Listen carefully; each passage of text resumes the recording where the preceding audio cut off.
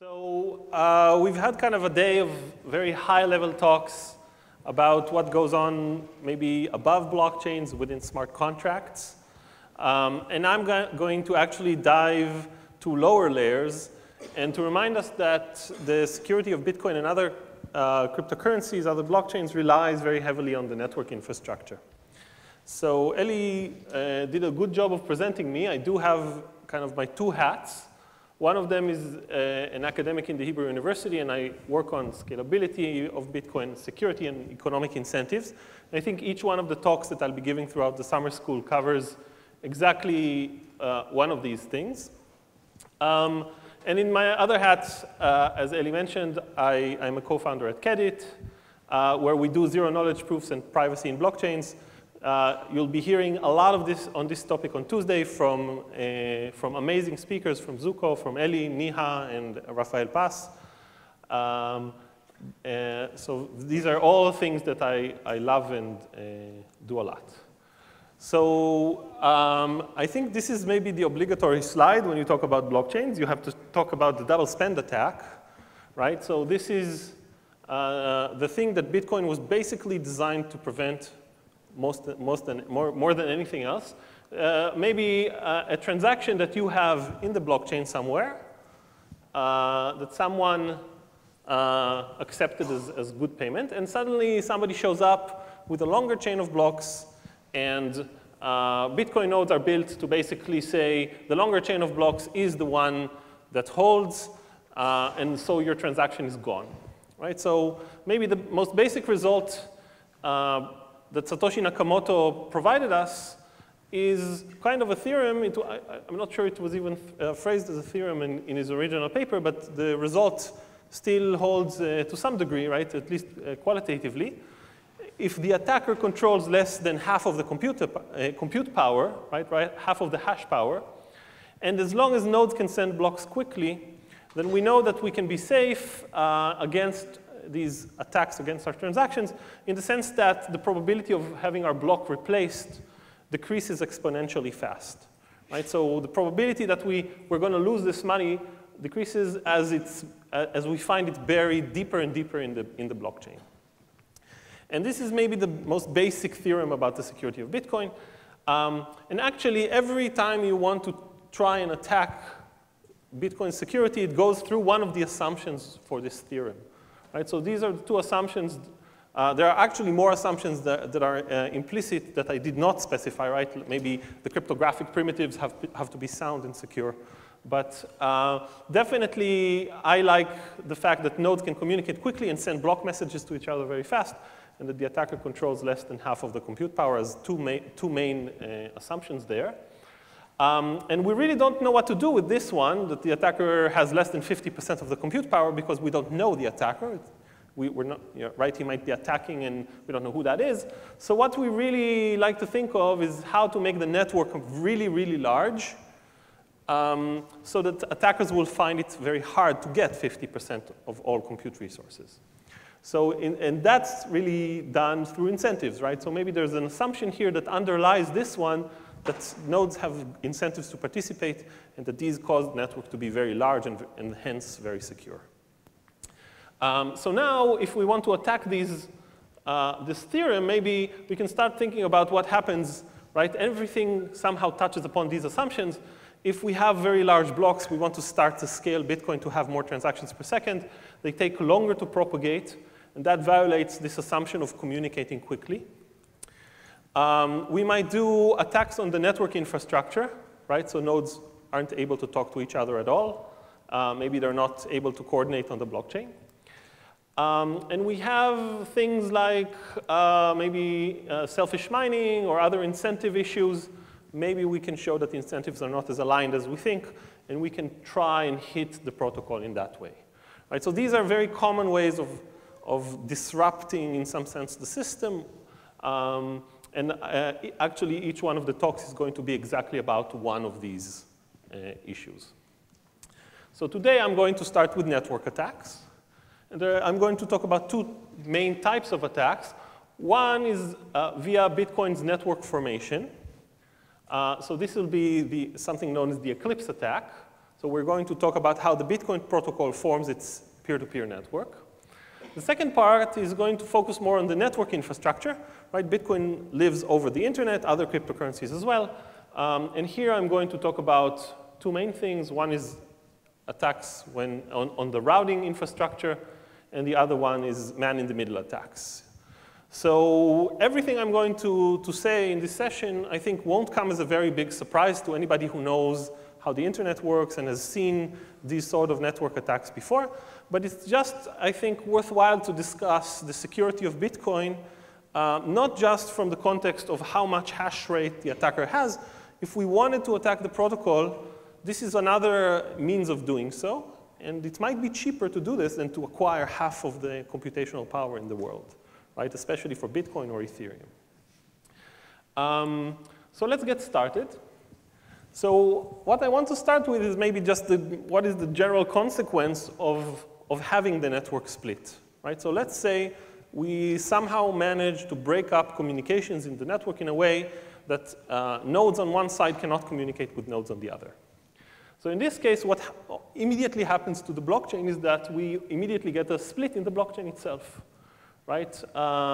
So the node that built this block could not have transmitted it to nodes on the other side, and so each one has built their own version of this chain. So this is quite obvious, and this can, of course, be used for double spending attacks. If the attacker can still touch both sides of the network, he can transmit conflicting transactions, and once the network reconnects, only one of these chains will survive, the other one gets destroyed. Right? So if you've managed to disrupt the network for maybe, I don't know, 30 minutes, there's a 30-minute backlog of transactions that's going to probably, maybe disappear. At least half of them are going to go away. And of course, the attacker, having split the power of the network, can maybe even create chains of his own, right? You don't have to pit the two sides of the network against one another. They've actually been building chains that are shorter than they would have had they been communicating with each other. So it takes less computational power to do your own longer chain, right? But you can also, of course, add your power to one of the sides. You can do all sorts of things that you'd want. Right? So basically, somebody who disrupts the blockchain might not even have any hash power of his own, and you can orchestrate double spending attacks very easily. So maybe one more thing to notice is that the splits also give us other nasty things. For example, the block creation rate on each side of the network is slowed down considerably. You don't have as much hash rate working on each one of the chains. You're basically accepting transactions very slowly. You're maybe not able to transmit transactions. Think about an exchange that's supposed to be sending people money, and they're not able to even communicate with the rest of the Bitcoin network if somehow the network is split off. And of course, there are these consequences of reorganizations after the split that we've talked about. Okay, so other attacks like selfish mining that we'll hear about tomorrow from Itai can also be boosted with this technique. So we've had an incident of kind of a suspension of financial payment systems in Israel. I think this was in 2014. There was some bug in the software that people couldn't pay with credit cards anywhere in Israel. So the stories in the press were quite bad. People were leaving shopping carts full of groceries in the supermarket because the credit card that they were going to use to pay for it didn't work at that time. And so they didn't have enough cash. They didn't bring it in advance. And they were waiting around for hours, and nothing happened. And after a while, they gave up and just left the supermarket. Okay, so disruption of financial services in this way are quite bad. This was actually due to a software bug. I think something about the conversion rate from shekels to dollars was somehow fed in as 0, and the system stopped. So we'd like to base Bitcoin on an infrastructure that basically stops these things from happening, right? We don't want wide disruptions of economic payments.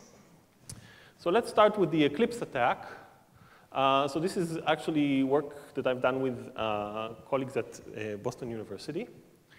So the Eclipse attack basically talks about how Bitcoin nodes connect to the network, right? So some of it is going to be very specific to Bitcoin, but in some sense, this is how we know to form connections in peer-to-peer systems, right? So let's suppose we do have some network of nodes that are already connected on the internet, and somebody new just wants to join, right? So you boot up a new machine, you've installed Bitcoin, you want to connect to the network. So what usually happens is you get an initial list of IP addresses, either from some DNS server or from stuff that's hard-coded into the software itself. Then what happens is you connect to some of these nodes, and you ask them for additional addresses, basically IP addresses of their peers. Once these addresses are there, you can start to connect to them, right? And you actually store these in some list of known peers. Next time you boot up the same machine, it already has this list of nodes it can try to reconnect, right? So that's basically how you acquire addresses in a peer-to-peer system. This isn't a very new thing. This is something that actually happens in BitTorrent as well, things that preceded Bitcoin. So, right, so one of the questions, right, is once you get this list, how do you connect? And it's a pretty sound piece of advice to choose your connections randomly from this list and try to form them. And that builds very robust graphs. We know that the network is very good if everybody randomizes in some sense. So Bitcoin was using at least initially these maybe 8 outgoing connections from each machine. Of course, people don't remain satisfied with that. Some of them change the parameters, especially if you're a miner or a large exchange. You're not going to stick to this infrastructure, but this is what was there in the code. So now, here's the idea of the attack, right? How can we disrupt this system? The idea is, of course, to use the Sybil attack that Vitalik already mentioned. Basically, we're going to boot up a lot of these machines. We're going to send a lot of lists of nodes, and all of them are actually going to be IP addresses controlled by the attacker, right? And what happens is that this buffer right here is actually going to get slowly overrun with IP addresses of attackers. And the reason that IP addresses even get swapped out of here is because some of them become stale and old, right? Some of them belong to nodes that no longer are there. And when you hear about a new message, it makes a lot of sense to replace the old one for the new IP address. So, so this attack is basically a form of a Sybil attack. You pretend to be sending a lot of legitimate messages, but really you're just overflowing this buffer. Yeah, and what happens next is that when this machine restarts, right, it only is connected to the attacker. It doesn't know anyone else, right? If you did your job well, or with high probability, it connects just to the attacker. And the attacker is its only connection to the rest of the network. So you might be still hearing about blocks, and you might be still hearing all the messages until the attacker one day decides to cut you off and basically filter all these messages, and then you're hanging in air, right? So this attack is very silent. You don't know that you're connected only to attacker nodes until the attacker decides to strike. So you could maybe think of doing this isolation slowly over months even to many of the nodes in the network, and then at one instant just breaking all these connections, not allowing them to find each other. So the particulars of doing this in Bitcoin actually are a bit more complex. There are all these mechanisms that are there to stop you from breaking these connections. So for example, the list of known peers in Bitcoin is actually not a single list. There are 2 of them. So the first list of IP addresses that we keep is called the tried table, is a list of IPs that we actually managed to connect to. Okay, so these are not just random IP addresses from the internet. There is actually a Bitcoin client that we connected to ourselves that answered behind this IP address. The other list is just a list of untested addresses. So somebody told us IP so-and-so has a Bitcoin node. We haven't tried it ourselves, so we put it in the new table. And actually, each one of these tables is actually made up of buckets containing 64 IP addresses each one. And there are all of these attempts basically to to make sure that if somebody tries to generate a lot of IP addresses and flood us with IP addresses, he won't be easily able to do this. So maybe some of the IP addresses, if they have the same prefix of the address, get actually routed into the same bucket. So the mechanism that does this is that we're looking at what's called the /16 address, basically this first 16 bits of any IP address that were announced. And we look at the hash of that, and that gives us a random bucket to basically put that IP address into. So now if another IP address comes with the same prefix, it's probably an IP address that comes from the same internet provider. It might even be the same computer that disconnected and reconnected to the network and got assigned a slightly different IP with the same prefix, but a different suffix. So in that sense, it will get routed to the same bucket. It won't throw out any other IP addresses if it lands in different buckets. Right, so Bitcoin has all of these very complex rules. This is just a simplification, trying to avoid getting overrun and having all of its buffers controlled.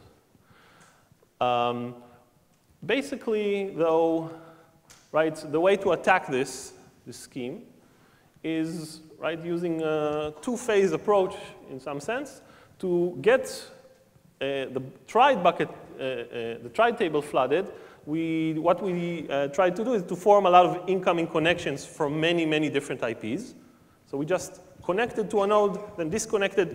It automatically puts your IP in the tried table and evicts another one. So you form a lot of these connections. And the question is, how many IPs do you need, really, to connect from to be able to overrun this? The second attack, the second stage is actually to attack the new table, which is even easier. You just tell the node about a lot of IP addresses that you supposedly heard about that belong to Bitcoin nodes, but really are all fake. There's no Bitcoin node behind them. If it tries to connect to them, nobody will answer. Right? You could even take IP addresses from ranges where we know that have not been assigned to anyone on the internet. And there's really no check. Right? So this is maybe even the easiest to overrun.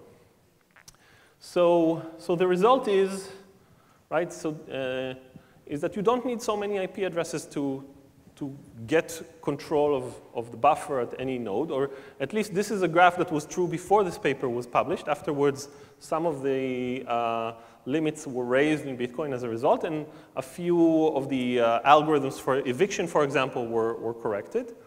So this is maybe the number of addresses that you need, right, that you needed to insert. And this is the number of addresses in the tried table, for example, that you managed to obtain. And this is the size of the tried table, right? So if I used maybe slightly more than 4,000 attacks, 4,000 addresses, I could have, in Bitcoin's eviction, which is the green line here, I could have gotten control of most of the table. Which means that if you randomly select 8 connections, you're probably just connected to the attacker. And so eventually we saw that Bitcoin's eviction policy was even worse, was doing worse than a random eviction policy, and this is the thing that was actually implemented in Bitcoin afterwards. Okay, so that was the Eclipse attack. That was a mechanism within Bitcoin, and there are particularities to that mechanism, but I think other variants would also fare pretty badly. The next thing that I want to talk about is network-level attacks, and this is based on routing in the internet. So this is not Bitcoin's fault in some sense. The internet is very, I guess, shoddy, and you can very easily attack. So you may have heard about this incident. This is the article in Wired about a hacker that redirected traffic on the internet to steal Bitcoins. So first of all, he only stole $83,000. This is small potatoes compared to some of the thefts we've seen, right? But this was a very interesting attack. How do you redirect traffic and steal someone's Bitcoins? What do you need to do? So here's what basically happened in the attack, right? So this is, think of this as the structure of the block, right? We have a header in every block. And the proof of work that we need to do, nobody has said it thus far, is, in Bitcoin at least, is to take a cryptographic hash of this header. and make sure that this, and check that if this number is very small, right? This is what Bitcoin does. So this proof of work is actually usually outsourced to others, right? Nodes don't do it themselves. Nodes that run specifically in mining pools have a bunch of miners that know how to do cryptographic hashes very fast. They have specialized hardware. So there's usually a mining pool server somewhere. And the mining pool server sends the block headers and a little bit more to these miners and gets as a result the nonce specific value that he needs to place inside the header to get the hash of the block to be very small. Basically, the solution to the proof of work is given back by the miners. And usually, the scheme was invented to kind of share the risk. Right? Bitcoin mining is a very risky business. You might not build a block for many, many months. And when you do, you get a very large prize. So in this way, when a large group of miners comes together, they can kind of split the profits, and the mining pool operator gets some fees for his services. Right? So basically, what the attacker did in that case, right, he told the miners, right, the miners connect to the pool via a protocol called Stratum. Okay, that's just the name of the protocol.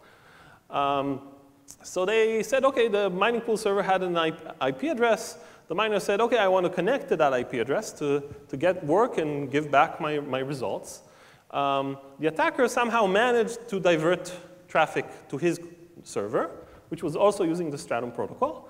And he was sending them work to do and getting the payments, but he wasn't delivering them their rewards and sharing them. He was basically keeping everything to himself. And he's done it over, I think, a few days without anyone noticing. I think he did 22 hijacks and got a lot of these miners to work for him and collected money in several different forms of cryptocurrencies. So that was the attack. It was a very nice one, I think. He didn't have to use any mining power of his own. He just diverted the power of some miners. So the reason that you can actually divert traffic on the internet so easily has to do with how the border gateway protocol is built. So I don't know if you've heard of BGP. Who has heard of BGP? OK, so there's a good crowd. Usually, I get very few hands, right? This is something that runs the internet in some sense, but very few people have heard of it. So the BGP protocol basically says, how do you route between different autonomous systems? Autonomous systems are large, right, are the subnetworks that make up the internet. And so the way it works is basically if you have been assigned some IP range, if you're an autonomous system, maybe the Technion has some range of IP addresses. It will announce it to everyone who's connected to it in the network. This guy says, OK, I saw that 192.56 is through this connection, so I put it in my routing table. And every time a message comes to that IP address, I will send it there. But he also announces this, I have a route to 192.56, and he says this to all of his neighbors. And they again say, OK, now we have a route via AS2 and AS1. And so this routing message propagates through the network. And eventually, everybody decides how they will route to this specific address.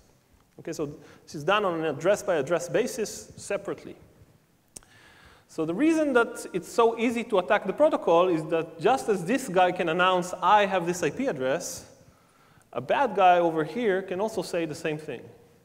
But this time, he's not using the exact IP address. He's actually using something a little bit more specific. He's saying, I have 192.56.129, maybe. OK, so both of these messages propagate to routers. And this guy says, OK, this guy has 192.56. everything. But if I want to do a routing to 192.56.129, I should go to AS5. Right? So unfortunately, the BGP right, or IP routing rules basically usually send traffic to the most specific address. So what this means is that the attacker actually gets all of the traffic to 192.56.129 to his machine. And there's no validation at all that this guy even does have the right to say that it's his IP address. right? So he basically just steals the traffic. Nothing stops it, right? It comes as a shock to see hijacking done so easily. By the way, the original hijack that was taking money from Bitcoin mining pools was done by some Canadian ISP. Somebody used an account by some of their staff, I suppose, and changed the routing announcements. And they took from Canada basically all of the internet traffic aimed at the specific address that was belonging to this server. OK, so what else? So how common are these hijacks? Right, so one of the things that we've done is we've looked at 6 months of traffic on the internet and BGP announcements. You can see that there are hundreds of thousands or tens of thousands of events that occur. These are the purple bars. And the red line basically shows you how many prefixes are hijacked at the same time in one event. So most of these actually are not attacks. These are not somebody attacking the internet, but rather misconfiguration errors of routers, people who are just doing something by mistake. But you can just see the sheer amount of them.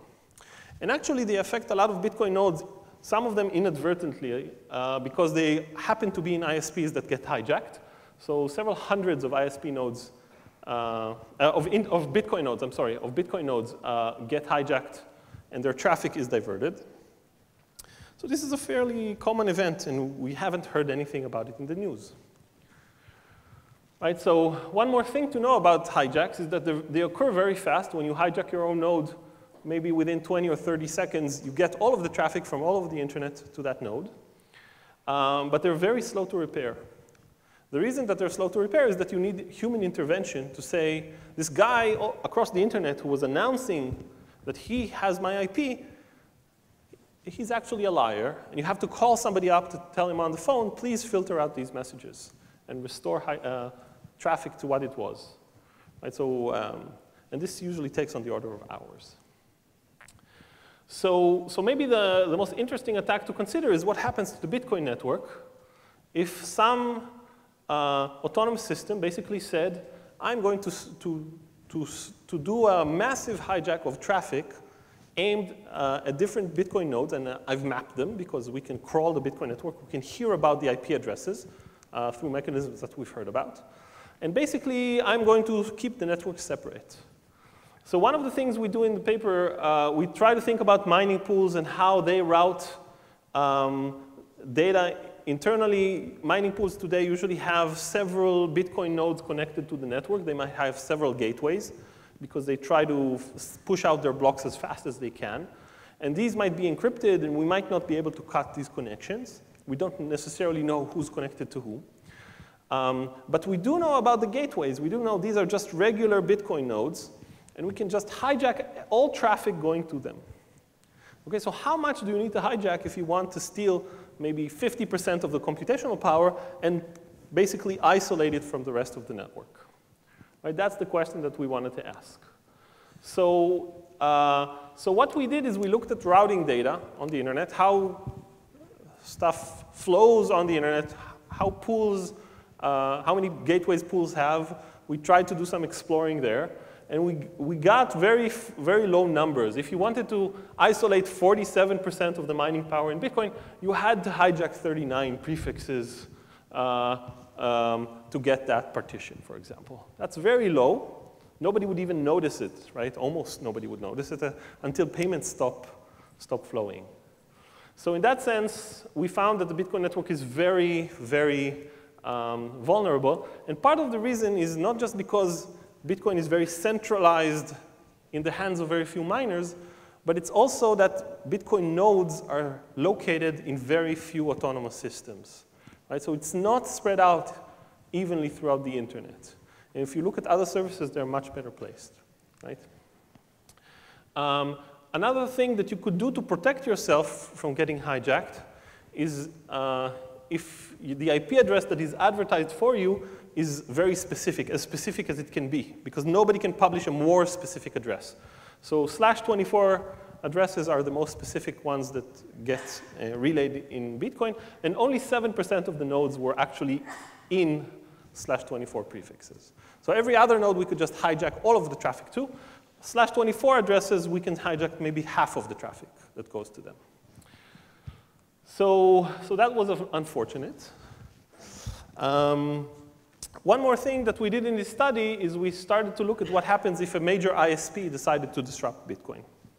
So what would a major ISP do if disrupting Bitcoin, right? So let's suppose I'm AT&T, and I just got a court order from the US government, and they told me, please shut down Bitcoin.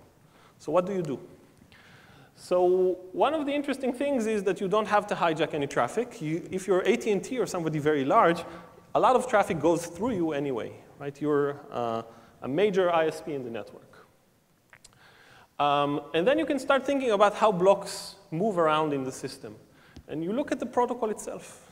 And surprisingly, the Bitcoin protocol is, up until now, not encrypted. This is something that's still planned out, but maybe the lesson here is encrypt your traffic. So if you look at how the protocol moves, basically if I have a block, I announce it in an inventory message. I say what the block is, and the receiver would request it, right? And then after I see the request, I send the block itself. So I send it back to the receiver. So this is what happens usually when blocks are announced. So Bitcoin nodes are connected to several neighbors, and they usually get these announcements from different directions. So to save on network bandwidth, basically, they just request the block from one neighbor and not from many others. And not only do they request it only from one guy, they wait 20 minutes to see if he responds before requesting again. Okay, so 20 minutes. So if you somehow get in the middle of that, that node is going to wait 20 minutes before it asks again, and it's going to get delayed in getting the block by 20 minutes. Right? So traffic is not encrypted. It's very easy to get in the middle. Right? If we waited 20 minutes, there's no block, and the connection actually is dropped. We say, OK, this guy isn't answering. So here are two attacks that you can do to get in the middle. One is, right, let's say I'm this internet provider of this guy, or I'm on the path, and I see his inventory request. Right? And then right, there's this get data going back. And then a block is supposed to go through. But I can just change some bits in the block. The block looks like it's invalid, doesn't pass the tests by the Bitcoin protocol, right? Proof of work doesn't work as correctly. So now this guy waits for 20 minutes. He said, I didn't get the block that I asked for. He waits for 20 minutes until he asks again, but we lose the connection. Okay, so this is if you're listening to traffic from the sender to the receiver. Sometimes you might be listening to traffic in the other direction. In this case, you're even better off. So this guy sends an inventory message. He says, basically, give me a block. I have a block. I'm sorry, I have a block. This guy requests the block. You can tweak this message to say something else. Let's request a different block. You give a different hash. Right? So this guy receives a request for a block that he doesn't have. So he doesn't respond. Right? And we wait for 19 minutes. And when a different request comes in, maybe there's a new transaction that this guy is requesting, we take this value here and we put back the block that was originally requested. And then the block is transferred. So we've just delayed the block transmission by 19 minutes, and the connection wasn't dropped. So we can do it again for the next block, and again and again. So this is a very effective attack, and can delay block delivery. So maybe the best way to just stop all this monkeying around with the messages is to encrypt everything, and then somebody in the middle wouldn't be able to do stuff with messages. Right? So that's maybe just a lesson. OK, so we've run this in simulations to see what happens to the network. I won't get into the details. I'm running out of time. But it basically starts to raise the orphan rate. You're very susceptible to zero confirmation attacks. A lot of things start to happen that are bad for you. So before I stop, I just want to talk about mitigation techniques, right? So there are a lot of infrastructure projects. You may have heard about fiber. There was a Cornell project for fast transmission of blocks.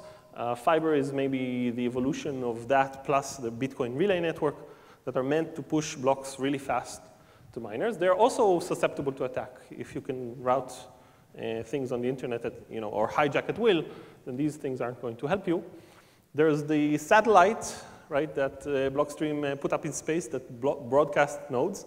This is very nice, but this satellite is getting a feed from somewhere. There's a gateway node that might be hijacked, right? And we might disrupt the satellite, right? I don't know how they structure their network.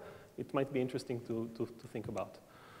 We've talked about other things like encrypting, maybe using certificates to identify pools. So if you connect to a server, make sure that you know which server you're talking to. Your traffic may have been hijacked. And there's a lot more research needed on how to solve problems like the peer-to-peer formation. All right, so in summary, maybe this is where I'll stop. Bitcoin is considered secure as long as nodes can communicate, right? And communication is very easily disrupted. So there's lots more work to do to secure the network, right? And I hope everybody gets to work on that. Thank you.